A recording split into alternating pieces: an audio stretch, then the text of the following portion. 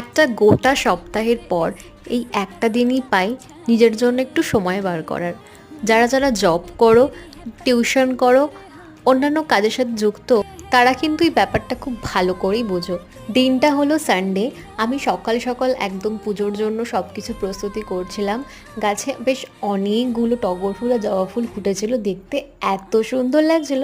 তাই আমি ঝটপটি স্নানটা করে আগে পুজোটা সেরে নিলাম। কিছুদিন আগেই ছিল টিচার্স ডে, আর আমার স্টুডেন্টরা আমাকে কি মিষ্টি মিষ্টি গিফট দিয়েছিল সেটাই শেয়ার করলাম।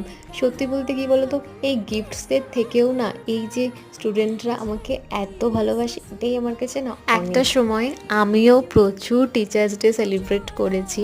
তখনের সময়টা না একটা আলাদাই ছিল, আর এখনের সময়টাও যদিও আলাদা, তবে আনন্দগুলো দুটো দু রকমের। আর চাইলেও হয়তো সেই দিনগুলো আর ফিরে পাবো না, সেই মোমেন্টগুলো আর ফিরে পাবো না। তবে হ্যাঁ,